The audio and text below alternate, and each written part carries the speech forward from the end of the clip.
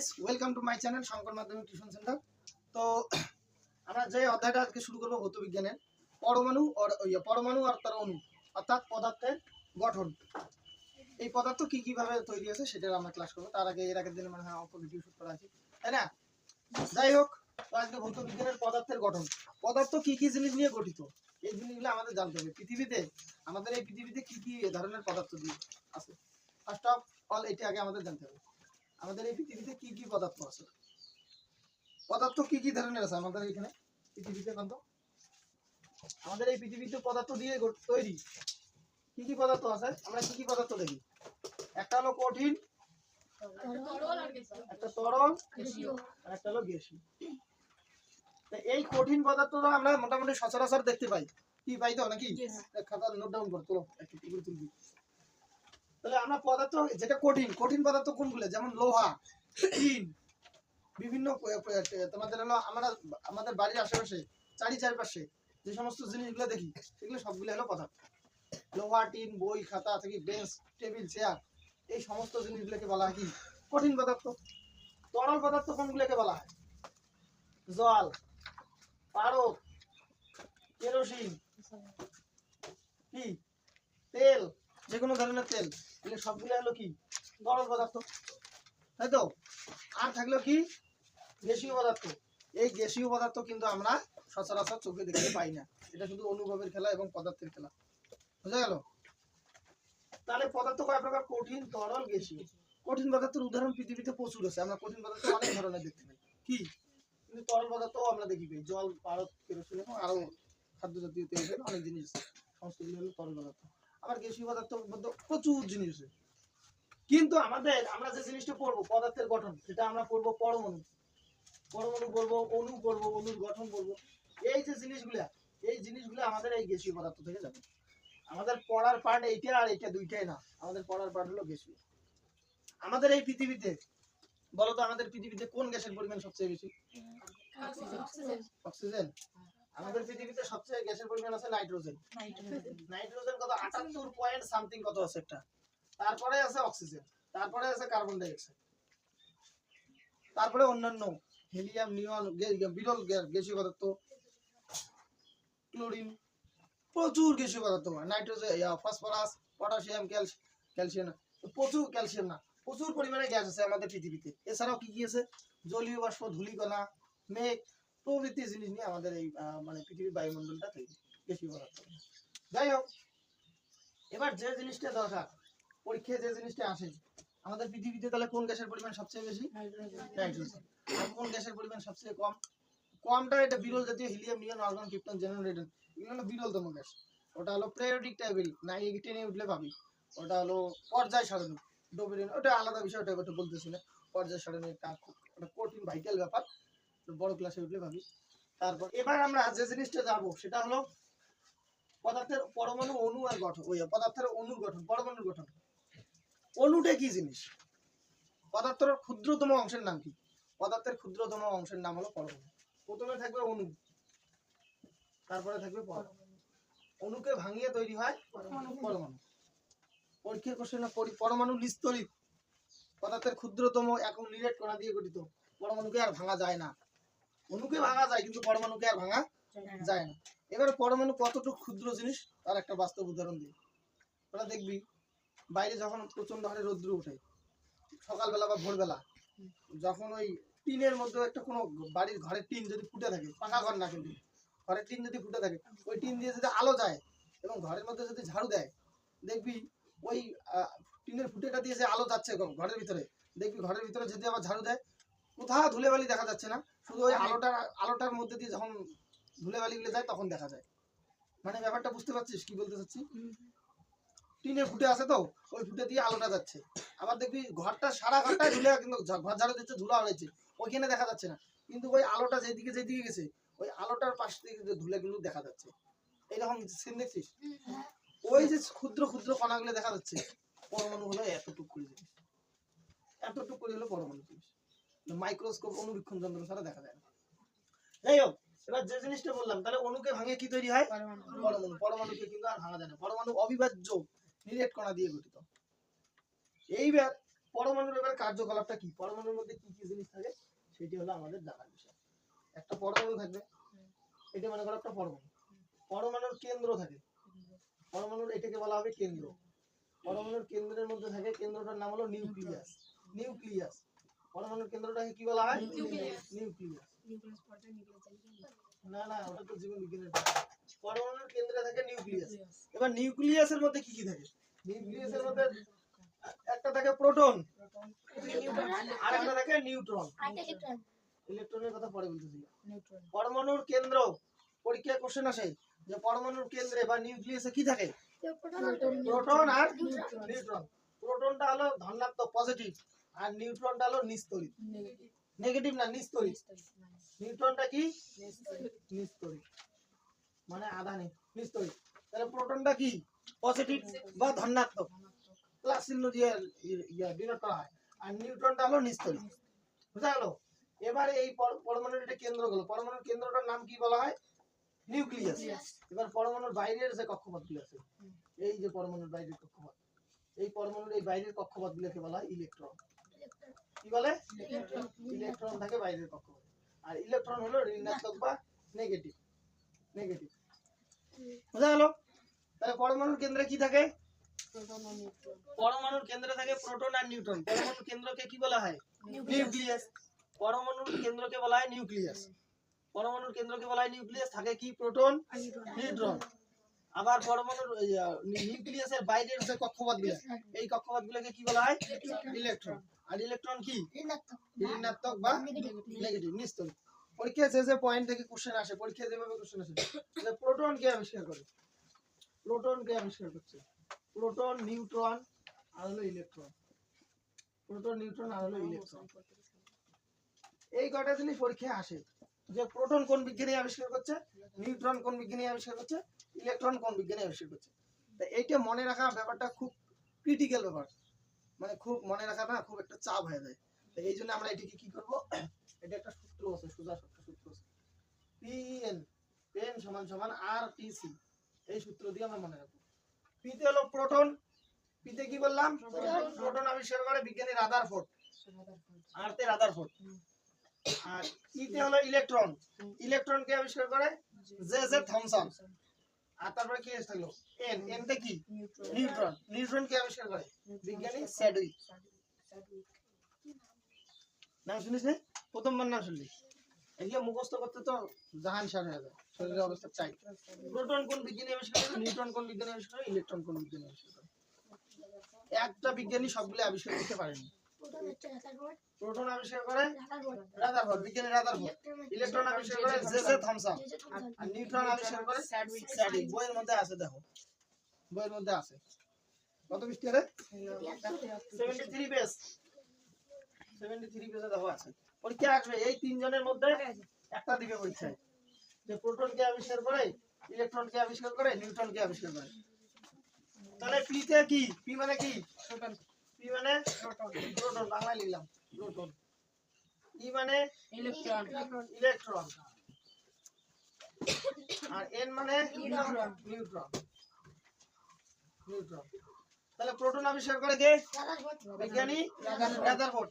Electron আবিষ্কার করে J J Thomson. Newton আবিষ্কার করে স্যাডউইক। বুঝা গেল? এই হলো আমাদের বেসিক ফান্ডা। এইটা গেল আমার মোটামুটি একটা পরমাণুর মোটামুটি একটা মডেল। আর একটা সূত্র আছে পরমাণুর মডেলে, কক্ষপথ আছে কয়টা? কয়টা কক্ষপথ আছে এটা পরমাণুর মডেলে? তাহলে আমরা কি বললাম, যে পরমাণুর কক্ষপথ। এবারে পরমাণুর কয়টা কক্ষপথ? পরমাণুর হলো 7টা কক্ষপথ। K L M N O P Q 1 2 3 4 5 6 7। তাহলে আমি এখানে আরেকটা ভালো করে পরমাণুর মডেলটা আর্ট করতেছি। দেখো, প্রথমে তো নিউক্লিয়াস থাকবেই আমার, এটা তো নিউক্লিয়াস আছে। তাহলে এর বাইরে কক্ষপথ কয়টা থাকবে? 7টা। একটা, দুইটা, তিনটে, চারটে। এখানে আরেকটা দিলাম, 5টা। মানে পরমাণুর মডেলটা অনেকটা পৃথিবীর কক্ষপথের মতো, সৌরমণ্ডলের মতো। সৌরমণ্ডলের মতো। হ্যাঁ, একটা, দুইটা, এখানে গোলমাল হয়ে যাচ্ছে। এখান থেকে শুরু করি, 1 2 3 4 5, এদিকে একটা 6, আরেকটা দিতে হবে না, 7। এই হলো পরমাণু, এই রকম আকারে থাকে। মানে সৌরমণ্ডল যেমন মাঝখানে সূর্য থাকে তাই প্রথমে থাকে তাহলে বুধ, তারপরে শুক্র, পৃথিবী, তারপরে মঙ্গল, মঙ্গলের পরে বৃহস্পতি, শনি, ইউরেনাস, নেপচুন, বাস। তারপরে প্লুটো। তারপরে বামন গ্রহ আছে কয়টা? 5টা। প্লুটো, এরেস, সেরেস, হাউমিয়া, মাকি মাকি, 5টা বামন গ্রহ। এরেস, সেরেস, 5টা বামন গ্রহ। তো পরীক্ষায় আসে, ভূগোলে আসে, নাম শুনিস রে? হাসতেছে এই জন্য। 5টা বামন গ্রহ, প্লুটো, এরেস, সেরেস, হাউমিয়া, মাকি মাকি। এই আবার উল্টে পাকে মুখস্থ করে, ওই একই ব্যাপার একই। কি বললি? Haumea, Makemake, Eris, Ceres, Pluto. Haumea, Makemake, Eris, Ceres, Pluto. পরীক্ষায় কোশ্চেন আসে তো, বামন গ্রহ কোনটি, এর মধ্যে বামন গ্রহ কোনটি, বা এর মধ্যে বামন গ্রহ কোনটি নয়। এই 5টা যখন মুখস্থ থাকবে তাহলে বুঝা গেল? যাই হোক, এই সূর্যের মতো মানে সৌরমণ্ডলের মতো আমাদের পরমাণুর মডেলটা। তাহলে পরমাণুর মডেলের এইদিকে মিলন কথা না, পরমাণুর মডেলের এই যে প্রথম কক্ষপথ, এই কক্ষপথটার নাম কি? কে। তারপরে এই কক্ষপথটার নাম এল। তাহলে আমি এখানে লিখে দিচ্ছি, প্রথম কক্ষপথ কে, তারপরে এল, তারপরে এম, তারপরে এন, তারপরে ও, পি, তারপরে কিউ। এই হলো 7টা। ঠিক। পরমাণুর মডেল তাহলে কয়টা? একটা। কক্ষপথ কয়টা? 1 2 3 4 5 6 7টা। এই তো। এবার আমি কি বললাম যে এই পরমাণুর এই পরমাণুর এই যে কক্ষপথগুলা, এই কক্ষপথের মধ্যে কোন এগুলাতে কি থাকে দেখি? কি বললাম? ইলেকট্রন থাকে। পরমাণুর এই কক্ষপথগুলোতে কি থাকে? ইলেকট্রন থাকে। পরমাণুর এই যে মাঝখানটাতে আমার কি কি আছে? প্রোটন ও নিউট্রন। মাঝখানটাকে কেন্দ্র বলে। কেন্দ্রের মধ্যে কি কি থাকে? প্রোটন ও নিউট্রন। ওই পি তে প্রোটন আর এন তে নিউট্রন। প্রোটন হলো আমার পজিটিভ বা ধনাত্মক, আর নিউট্রন হলো নিস্তড়িত। আর বাইরের কক্ষপথগুলোতে কি কি থাকে? ইলেকট্রন থাকে, তাই তো? এবারে এই ইলেকট্রনগুলো প্রথম কক্ষপথ, এইটি কক্ষপথের নাম কে, তারপরে একটা নাম হলো এল, তারপরে একটা এম, তারপরে এন, তারপরে ও, পি, কিউ। তাহলে ইলেকট্রনের বললাম পরমাণুর মডেলে পরমাণুর সবচেয়ে বাইরের কক্ষপথের নাম কি? কিউ। আর পরমাণুর সবচেয়ে কাছে কক্ষপথের নাম কি? কে। এটার একটা আবার সূত্র আছে যে কোন কক্ষপথে কয়টা ইলেকট্রনের বেশি থাকতে পারে না। কম থাকবে কিন্তু বেশি থাকতে পারবে না। হ্যাঁ, প্রথমে দুইটা, তার এই যে প্রথমে দুইটা থাকবে প্রথম কক্ষপথে, তারপরে এটাতে 8টা, তারপরে এটাতে 18, তারপরে 32, তারপরে 50, 72, 98। এটা এগুলা বোঝা যাচ্ছে না, আমি এখানে আরো ভালো করে বুঝে দিচ্ছি, এগুলো আমি রাম হিসেবে করছি। সূত্রটা যেটা আছে, সূত্রটা হলো 2n², 2n²। এটার মান 1, এটার মান 2, এটার মান 3, এটার মান 4, 5, 6, 7। সূত্রটা কি? পরমাণুর কোন কক্ষপথে কয়টা ইলেকট্রন আছে? সূত্র কি? কোয়েল বলতো, পরমাণুর কক্ষপথে কোন কক্ষপথে কয়টা ইলেকট্রন আছে? সূত্র কি? পাবে না, এদিকে ধ্যান দে। সূত্র হলো 2n²। কি রে সূত্র? 2n²। তাহলে এবার আমরা মনে করো সাজাই দাও 2n², n এর একটা মান আছে, n এর মান 1 2। এই যে এবারে যদি আমরা কে লিখি, কে লিখলাম 2, n এর মান এখানে কত? 1 আছে, 1 এর স্কয়ার। তাহলে এটা 2 আর গুণন 1 এর স্কয়ার কত হবে? 2 হবে না? না হবে, হবে না? এবারে কে গেল, এবারে l, l এর মান এবারে বের করো 2 গুণন n এর মান কত? 2, l এর মান 2 না? 1 2 3 4 5 6 7, তার মানে আমার কি? তার মানে l এর মান আমার 2, l এর মান 2, n এর মানও তাহলে 2, ওইটাই হবে 2, 2। তাহলে 2 এর স্কয়ার কত হয়? 4, 4 দুগুণ কত হয়? 8। তাহলে কে প্রথম কক্ষপথে 2টা, দ্বিতীয় কক্ষপথে কয়টা হবে? 8টা। 8টা না? ভুলভাল বলছি। m, এবারে m 2 গুণন এবারে কত হবে? 3 স্কয়ার। m এর মান কত? 3, n এর মান কত? 3, 2n স্কয়ার। সূত্র তো এটা না, 2n স্কয়ার, এটা হলো সূত্র। পরমাণুর কোন কক্ষপথে কয়টা ইলেকট্রন আছে এটা বের করার সূত্র হলো এটা, 2n স্কয়ার, তাই তো? এবারে প্রত্যেকটাতে কি আছে, আমরা এই কে কক্ষপথে n এর মান 1, l কক্ষপথে n এর মান 2, m কক্ষপথে n এর মান 3, l 4 5 6 7, বুঝা গেল? তাহলে এবারে আমরা m এর মান বের করব। n এর মান কত? m কক্ষপথে n এর মান হলো 3, তাহলে 3 স্কয়ার, 3 স্কয়ার কত হয়? 6। 3 স্কয়ার মানে কি জানেন না? ভুলে যান কেন? 3 গুণন 3, তাহলে 3 3 কত হয়? 9, 9 3 এর স্কয়ার কত হলো? 9, 9 এর দিকে কত? 18, কত বের হলো? 18। কি এবারে কে গেল, l গেল, m গেল, এবারে কি বের করব? n 2 গুণন এবারে কত হবে? 4 এর স্কয়ার, 4 এর স্কয়ার হবে না? হ্যাঁ, 4 16, তাহলে 16 32, তাহলে 1 2 3 4 চতুর্থ কক্ষপথে কয়টা ইলেকট্রন থাকবে? চতুর্থ কক্ষপথে 32টার বেশি ইলেকট্রন থাকতে পারে না। যদি বেশি থাকে তাহলে ওটা পরে করতেছি। যদি ইলেকট্রন বেশি থাকে তাহলে এর পাশের কক্ষপথে কয় নম্বর? 5 নম্বর কক্ষপথ আছে। 1 2 3 4 5 5 নম্বর কক্ষপথ আছে। তখন কি 32টার বেশি যদি ইলেকট্রন হয় তুমি 5 নম্বর কক্ষপথ দিয়ে দিবে, বলে মোট 32টা বেশি আছে তুই নিয়ে নে নে আগুন না। আর যদি ফিরে পাশের কক্ষপথের বগলত যায় আছে ইয়ার যদি খুব কম থাকে তখন উল্লেখ দিবে নে তুই নে। যার বেশি কম তাক দিবে, আর যার এখন অল্প বেশি কম তাক অত দিবে না, সমান হয়ে যাবে। এইভাবে ইলেকট্রনগুলো ঘোরাঘুরি করে, এইভাবে ইলেকট্রনগুলো পরমাণুর মধ্যে ঘোরাঘুরি করে। ওটা কখন দিবে কখন নেবে ওটা পরে বোঝাচ্ছি, বুঝা গেল? কিন্তু এটা কথা ঠিক 1 2 3 4 4 নম্বর কক্ষপথে ওই 32টার বেশি ইলেকট্রন নিতে পারবে না। ওর 32টার জায়গা ক্যাপাসিটি 32টাই রাখবে, তার বেশি রাখবে না। আবার এম কক্ষে কয়টা ইলেকট্রন থাকবে? 18টা। ওই 18টার বেশি রাখবেন না, ওর ওইটুকুই ক্যাপাসিটি। আবার এল কক্ষে কয়টা ইলেকট্রন? 8টি। ওই ওইটুকুই নিয়ে থাকবে, তার বেশি রাখবে না। আর কে কক্ষে? দুইটা, তার বেশি ইলেকট্রন থাকতেই পারে না। বুঝা গেল? তাহলে কে গেল, এল গেল, এম গেল, এন গেল। এবার কি আছে? ও। তাহলে সূত্র কি? 2n স্কয়ার 2 গুণ m এর স্কয়ার 5 এর স্কয়ার 25 25 গুণ 50। তাহলে আমার এটা কয় নম্বর কক্ষপথ রে? 1 2 3 4 5। এটা 5 নম্বর কক্ষপথ। 5 নম্বর কক্ষপথে কয়টা ইলেকট্রন থাকবে? সর্বাধিক 50টি ইলেকট্রন থাকবে। তারপর ও গেল, এবারে ও আরেকটা আছে পি। পি কত হবে? 2 গুণ 6 এর স্কয়ার 72। তারপরে হলো কিউ। কিউ এর মান হলো 2 গুণ 7 এর স্কয়ার 798। এই হলো আমার ইলেকট্রনের শ্রেণীবিন্যাস। 7 নম্বর কক্ষপথে 98টার বেশি ইলেকট্রন থাকতে পারে না। যদি বেশি থাকে ওই দিয়ে দিবে, এক দিবে ওই দিবে। কম থাকলে চলবে, কিন্তু বেশি থাকা চলবে না। বুঝা গেল? এইটুকু পর্যন্ত। হ্যাঁ, এটা হলো পরমাণুর মডেলের তোমার হলো ইলেকট্রনের শ্রেণীবিন্যাস। এইবার এই পরমাণু এই যে যাবতীয় এই যে ক্যাসেটগুলো দেখলেন, এই ক্যাসেটগুলো তাহলে বানাইছি কে? এগুলো কি জানার ইচ্ছা যায় না যে আমার এই ক্যাসেটগুলো এই জিনিসগুলো কে বানাইছে? পরমাণুর মডেলের যেভাবে ইলেকট্রন ঘোরে সৌরমণ্ডলের এইভাবেই তো ঘোরে। আমরা কি সৌরমণ্ডল এইভাবে ঘোরে আমরা জানি না? কি সৌরমণ্ডল তো এইভাবে ঘোরে নাকি? মাঝখানে থাকে তোমার হলো সূর্য, তার কক্ষপথে এমনগুলি ঘোরে না ঘোরে? এখানে মনে করো বুধ, এটি শুক্র, এটি পৃথিবী, তারপরে এদিকে আছে মঙ্গল। এমনগুলি পৃথিবী এইভাবে সূর্যের চারপাশে ঘোরে কি করে না? ঠিক এই রকম করে মডেলের পরমাণুগুলো ওইভাবে ঘোরাঘুরি করে। ভারতীয় দার্শনিক কনাদ, ভারতীয় দার্শনিক কি? কনাদ। ভারতীয় দার্শনিক কনাদ প্রথম এই পরমাণুর মডেলের পরমাণুর অস্তিত্বের কথা বলছিল, ধারণা দিছিল। তারপরে কিছুদিন পরে বিজ্ঞানী মানুষ তো গবেষণা নিয়ে থাকে, গবেষণা করতে করতে করতে করতে একটা জায়গায় পৌঁছেছে। তারপরে আরেক বিজ্ঞানী হচ্ছে বিজ্ঞানী ডাল্টন। ডাল্টনের পরমাণু মধ্যে ব্যাখ্যা। ডাল্টন আবার কি বলছে?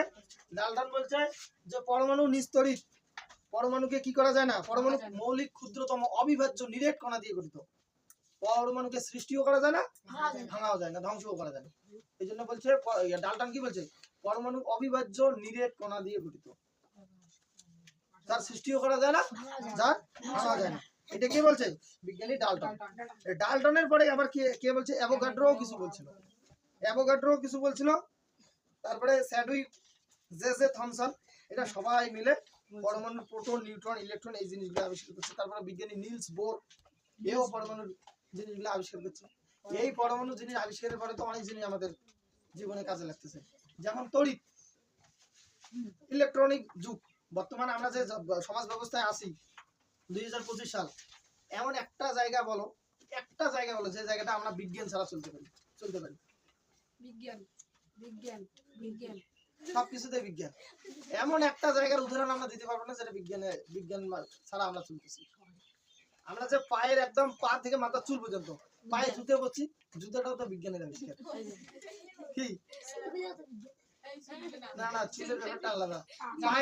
পায়ের নখের মধ্যে আমরা নেল পালিশ করি, তাও বিজ্ঞানের অবদান। পা থেকে মাথার চুলের মধ্যে যে তেল দেই, তেলটাও তো বিজ্ঞানের অবদান। মানে বিজ্ঞান ছাড়া আমরা চলতেই পারি না।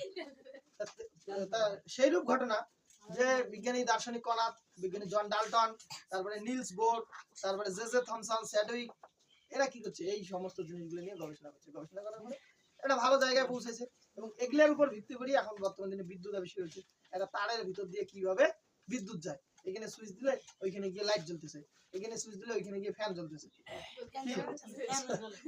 সরি ফ্যান চলতেছে, তাই তো নাকি? সমস্ত বিজ্ঞানের অবদান।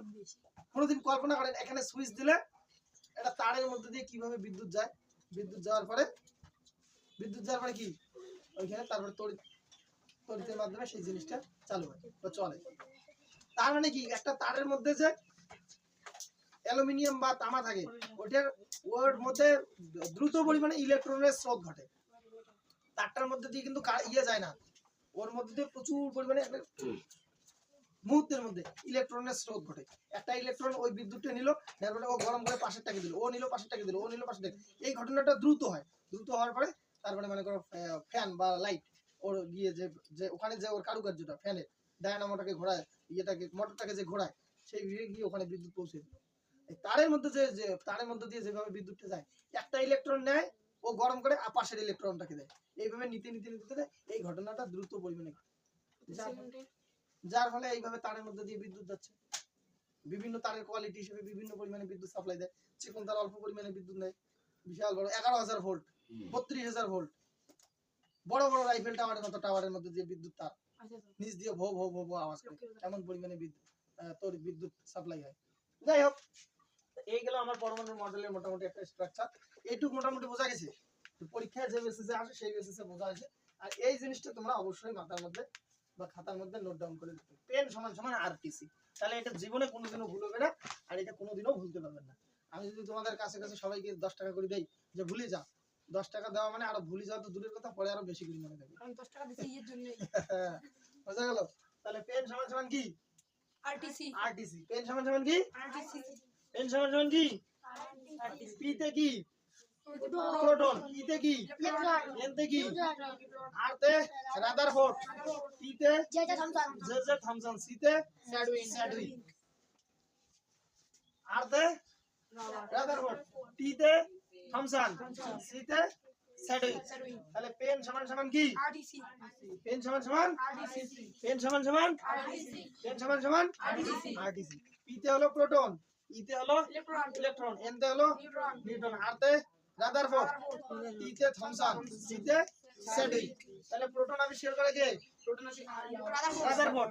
আর ইলেকট্রন আবিষ্কার করে কে? J Thomson. নিউট্রন আবিষ্কার করে কে? স্যাডউইন। বুঝা গেল? তাহলে পরমাণুর ইলেকট্রনের কক্ষপথ, ইলেকট্রনের শ্রেণীবিন্যাস, সেটার সূত্র কি? 2n²। পরমাণুর ইলেকট্রনের কক্ষপথগুলোর নাম কি কি? KLMNOP। কয়টা কক্ষপথ ইলেকট্রনের? 7টি। তাহলে প্রথম কক্ষপথে কয়টা আছে? দ্বিতীয় কক্ষপথে কয়টা? তৃতীয় কক্ষপথে? তৃতীয় কক্ষপথে? বুঝা গেল? তাহলে 2 8 18 32 50 72 95। গুণ করলে তার বোঝার সূত্র হলো 2n²। এটাকে ধরতে হবে আমার 1, এলটাকে ধরতে হবে 2, এনটাকে 3, এনটাকে 4, ওটাকে 5, ইটাকে 6, ইটাকে 7। ধরার পরে এই 2n² সূত্র করে আমাদের গুণ করতে হবে। তাহলে পরমাণু আর অণু এর মধ্যে কাকে ভাঙা যায় কাকে ভাঙা যায় না বলো? পরমাণুকে ভাঙা যায়, অণুকে ভাঙা যায়, কিন্তু পরমাণুকে ভাঙা যায় না। পরমাণু অবিভাজ্য, নিরেট কণা দিয়ে তৈরি, তাকে সৃষ্টিও করা যায় না, ধ্বংসও করা যায় না। কে বলছে এই কথাটা? বিজ্ঞানী জন ডাল্টন। কে বলছে? John Dalton. বুঝলো? তাহলে পরমাণুর মডেলের মধ্যে এইটুক জিনিস বোঝা গেছে? হ্যাঁ, যতটুকু বোঝা গেল এইটুক বোঝা গেছে।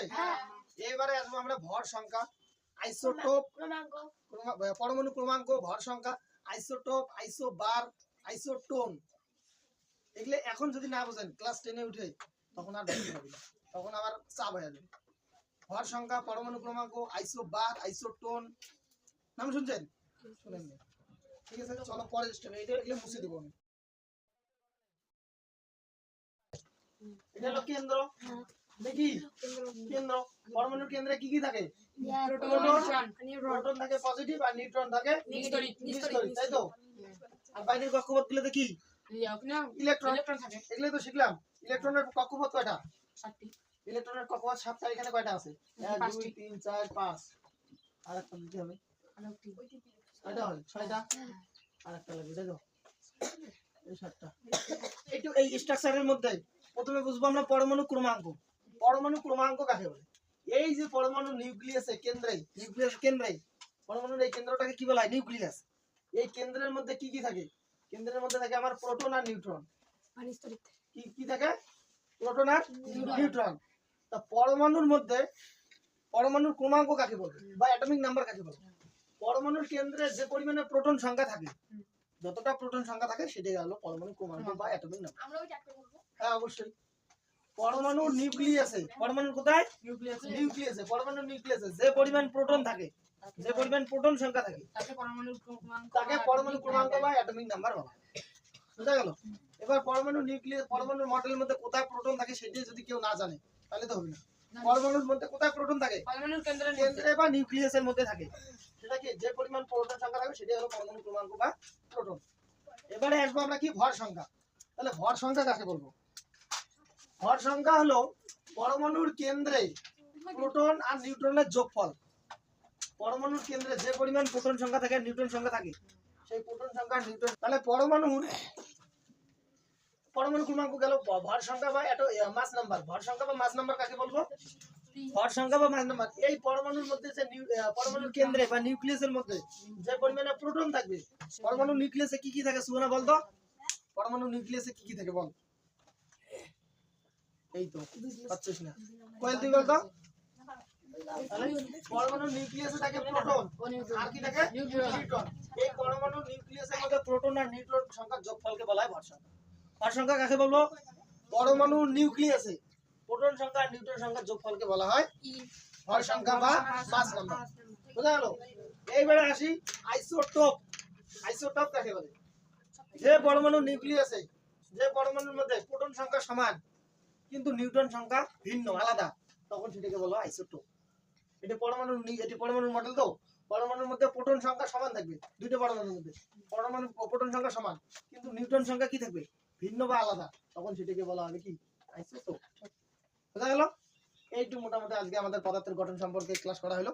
এরপরের দিন আমরা আইসোটোন, আইসোবারটা বোঝা হয় নাই, এবং আয়নীয় সংযোজন। পরমাণুর কক্ষপথে কোন কক্ষপথ থেকে কয়টা নেবে, সংযোজী যৌগ, আয়নীয় যৌগ, এই জিনিসগুলো এরপরের দিন আমরা বুঝাবো। এবং বিভিন্ন ধরনের পরমাণু, বিভিন্ন ধরনের অণু নিয়ে গঠনগুলো শিখবো। হাত শিখবো, কয়টা ইলেকট্রন ছাড়লো, কয়টা ইলেকট্রন নিলো, গ্রহণ করলো, এই সমস্ত নিয়ে এরপরের দিন আমরা ক্লাস করবো। আজকের ক্লাস এই পর্যন্ত। অবশ্যই সবাইকে like, comment, share and subscribe.